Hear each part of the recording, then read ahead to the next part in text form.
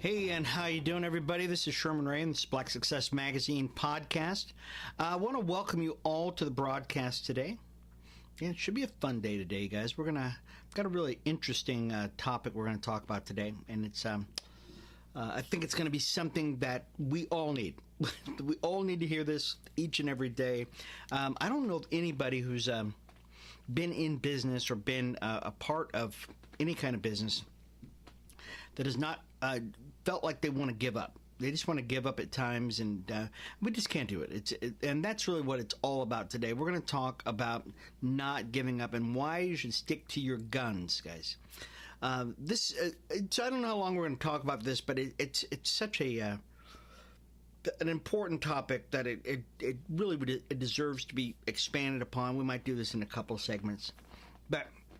So, how many of you have ever been a part of a business, and I'm probably talking to the vast majority of you, you've been a part of a business and you haven't made $1 million in the first year?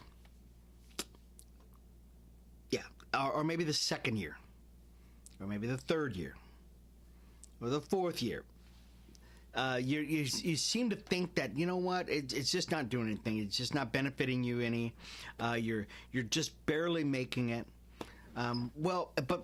But miraculously, all of a sudden you get a fish. 6th year, and then the 7th year it just explodes. Why is that? I think that's what we're going to be talking about today. Why is it that most people cannot make it past the first couple of years? Well, I think a lot, and that's really what we're going to talk about here today. So let me back up just a little bit and maybe give somebody some encouragement that we are farmers, you guys. If you're a business owner, you're a farmer, and as a farmer, farmers don't expect a crop as soon as they put that seed in the ground.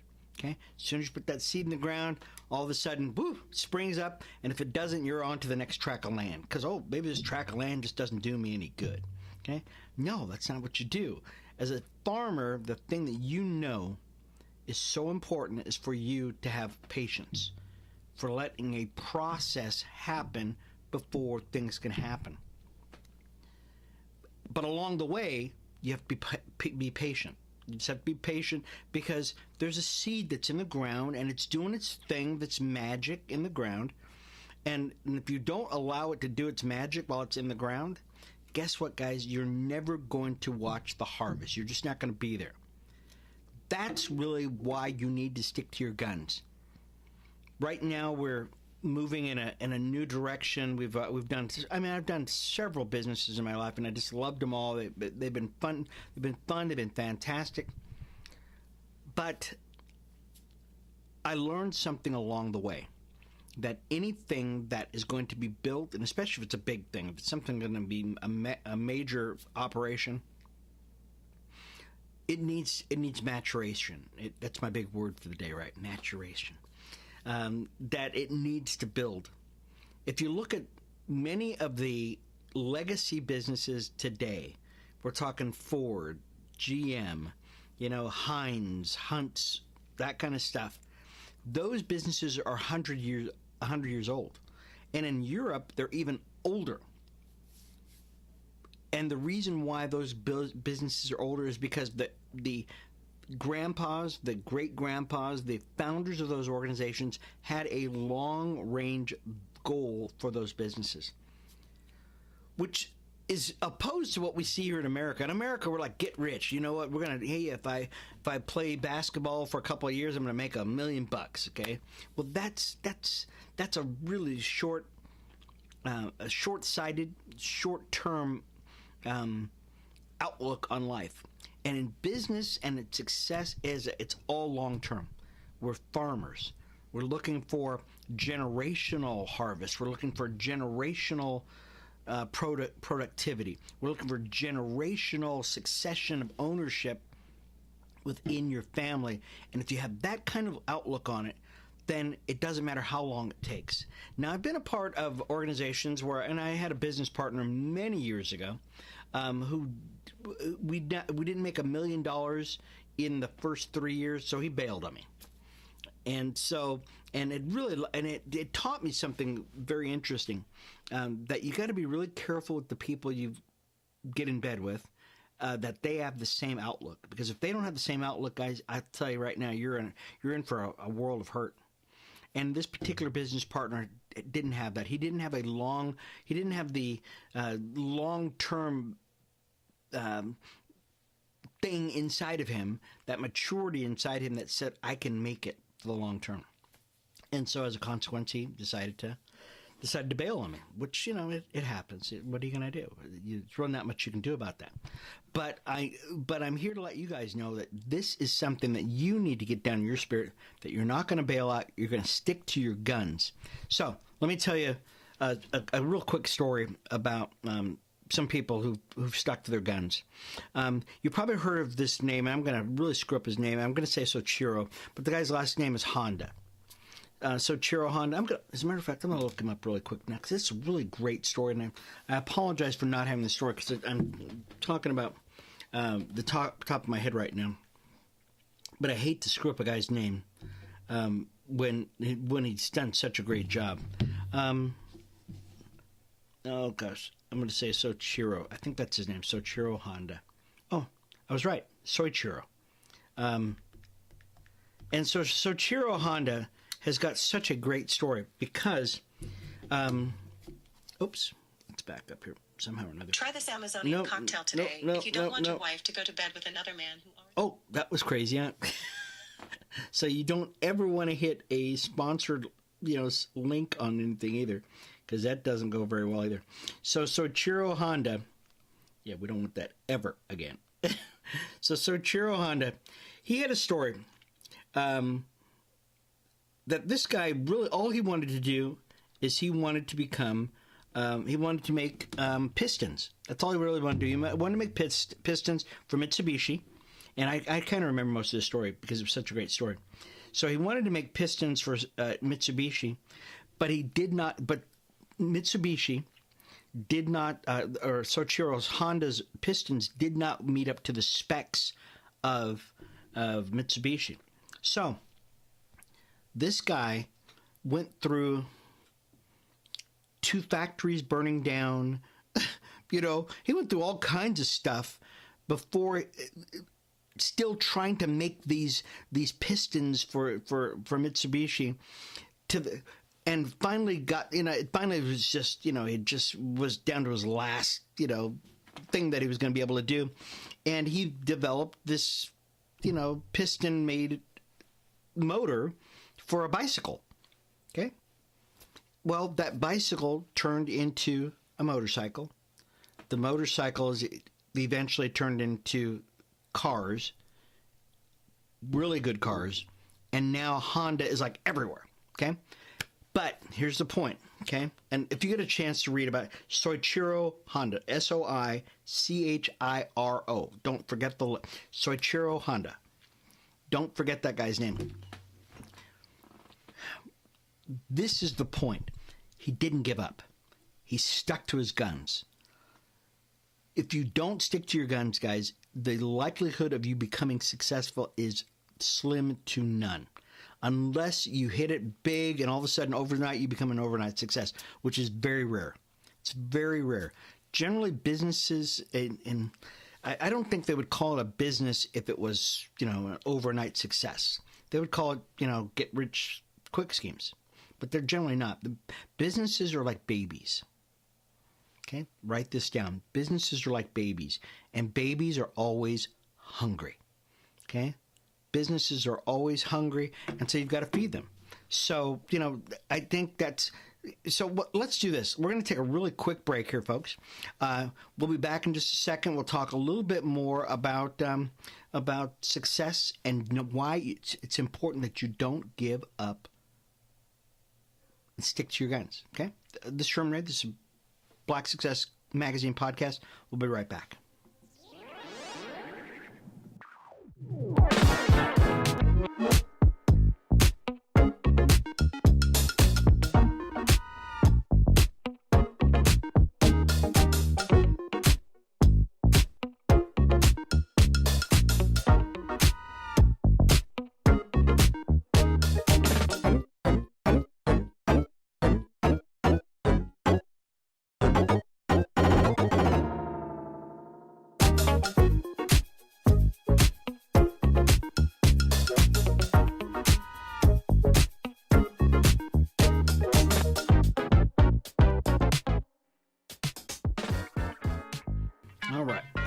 are back, folks. This is Sherman Rain. This is the Black Success Magazine podcast. I want to thank you all for being a part of the broadcast today. It's going to be fun. I'll tell you, it really is. To talk about stick-to-itiveness, I think it really bears, I think this is a long lesson that everybody needs to understand. We talked a little bit about one character in history that I remember off the top of my head because it's such an inspiring story about Soichiro Honda. That a man who's, this was, like I said, Soichiro, the story of him, thing after thing, factory after factory that burnt down, all of his parts. I didn't even mention that. He had lost all the parts. He couldn't get parts for his, this new piston that he actually made and stuff. Or I think he was actually making piston rings. He wasn't making the entire piston. So let's say you are not a automotive guy, okay? You're a regular Joe. You're doing a insurance company, okay? Insurance. Let's make it I was an insurance agent many years ago, and so this resonates with me very well. You're starting up your business. You're making cold calls every day. You're calling your relatives. You're calling your friends. You're calling, people from out of the book, the phone book, that kind of stuff. And, it's been 1 month, 2 months, 6 months. You're barely, you've gotten a few leads here, leads there, but really nothing is making, and you're thinking to yourself, why is this not working? And your manager always will say this. If he's a good manager anyways, he'll say you start making money in your 13th month, not your first month, not your second month, not your 9th month. It's actually in your 13th month. And why is that? Well, that's because your first policy that you ever wrote in your first month, that's when it renews. And now you've got this renewal, this residual money that's starting to compound on top of all the stuff that you're already doing now. So that 13th month becomes a residual month. So now a new policy now in your 13th month is actually 2 now.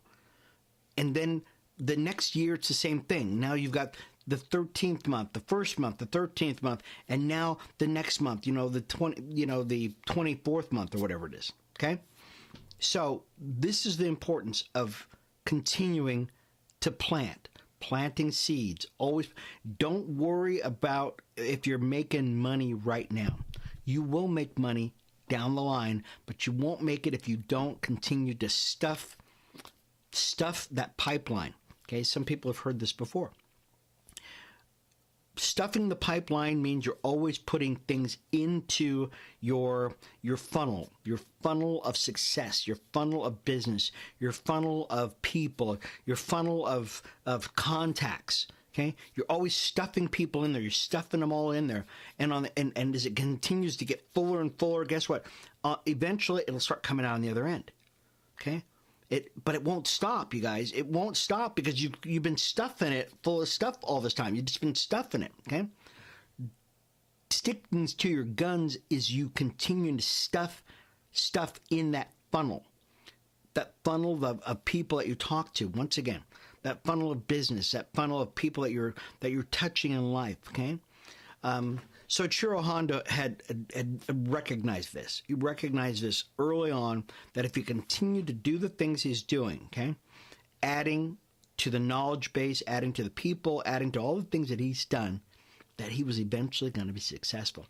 And guess what? Eventually he did. And now Honda products are everywhere. I mean, they're everywhere. And even if you don't want a Honda, it's there. They've got millions of Honda cars all over the streets, millions of motorcycles everywhere. They've got planes, they got generators, they got everything, okay? And that can happen to you too. Can you imagine that? Where you've got so much business, you've got so many people that you've touched in life, all because you stuck to it. Now before I go any further, I really encourage you this, and this is something that we in America really need to get down deep into our spirits, and especially in the black community. that we need to begin to speak life into our kids and bring them alongside of us in business. Why is that? Well, because we're talking about legacy now. We want to be able to pass our business down to our kids. This is what I did with all my kids. All my kids were a part of our business as we were building business up, and we're building all the things that we were doing. Especially my grandson. My grandson, he's 20 years old now. He's 20 years old now. And I remember him as a little kid. He had a little briefcase, and he would go along with us to our business meetings. And then when we opened up our restaurant, he was right there in the restaurant. All my kids have been a part of my restaurants. All my grandkids have been a part. So they've all had a touch. They've all had a taste of it. And by and large, all of them are moving forward with that same mindset, which is awesome. In Europe, compared to America, legacy businesses are totally different. In Europe, businesses go from generation to generation to generation. Here in America, so they value this. They value tradition. They value legacy. They value generational wealth. This whole component of a cultural thing. Let's say your dad was in Europe. Your dad was a cobbler. Now you're a cobbler, and you pass that down to your kids. Maybe you made sausage. Okay, your family's into the meats now, and that's what they do, and they pass it along to their kids. Here in America, not so much. Here in America, our kids don't appreciate the amount of effort it took for Grandpa. Okay, generally that's what it is, Grandpa. Grandpa started this business. Now he handed it down to his kid. The kid goes, Grandpa, I'd rather go out and do something else. Grandpa says, you're going to be in the business. This is what it is. It's our family. I brought the recipe from the old country. Now I'm bringing it to the new country. And now you're going to continue this tradition. I don't really want to, Grandpa, but because you're here, I will. As soon as Grandpa is dead, let's sell that business. Get rid of that thing, Or maybe the kids just say, no, I don't want to be a part of anything that my parents are.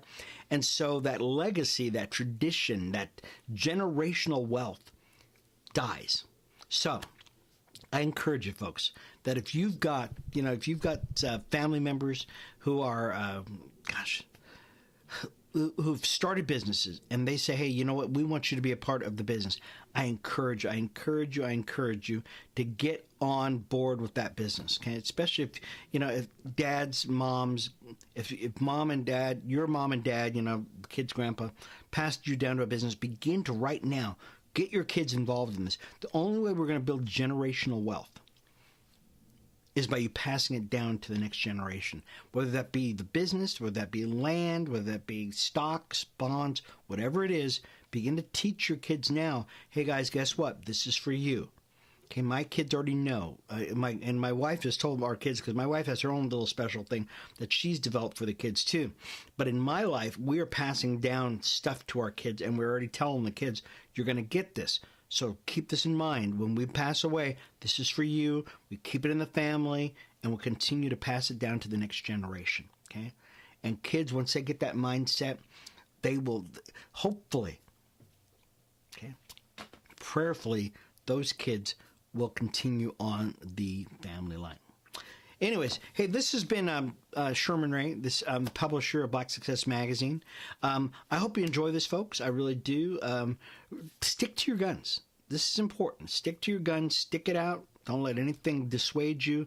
Make it to that 13th month. Make it to that 24th month. Continue, because the only way you're going to begin to build a successful business, it's got to be long-term. This isn't a quick get-rich-quick scheme. Okay, whatever you got to do, make it work. Okay. Anyways, this has been Sherman Ray for Black Success Magazine. I want to thank you guys for all being a part of the show. I really do. It's been fun. We will see you again. We'll see you in a couple of days, and we'll do this again. Okay. We'll talk to you later. Bye-bye.